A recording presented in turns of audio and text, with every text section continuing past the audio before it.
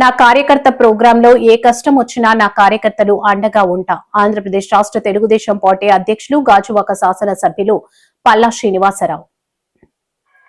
ఈరోజు నా కార్యకర్త అనే కార్యక్రమానికి శ్రీకారం చుట్టడం జరిగిందండి.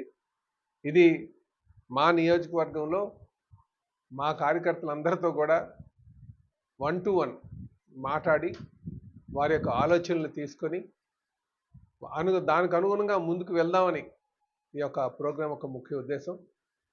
ఎందుకంటే గత 5 సంవత్సరాలుగా ఆహర్నిశలు పార్టీ కోసం కష్టపడి ఈరోజు పార్టీ అధికారం రావడానికి ఎంతో కృషి చేసినటువంటి మా నాయకులు ఒక మనోభావాలు తెలుసుకొని అలాగే వాళ్ళు ఇచ్చినటువంటి సూచనలు తీసుకొని ముందుకు వెళ్ళాలని ఒక ఆలోచనతో ఈ కార్యక్రమం పెట్టడం జరిగింది. ఇది చాలా ఆనందంగా ఉంది.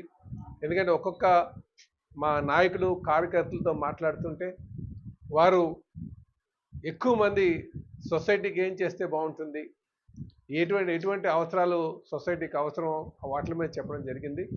ఖచ్చితంగా ఈ కార్యక్రమాన్ని మా నాయకులందరితో ఈరోజు కొంతమందితో మాట్లాడాం, మిగతా అందరితో కూడా మాట్లాడి ముందుకు ఈ కార్యక్రమం ముందుకు తీసుకెళ్ళి వాళ్ళ యొక్క మన్నల్ని అంటే పార్టీ, ఎందుకంటే తెలుగుదేశం పార్టీ అంటేనే కార్యకర్తల పార్టీ.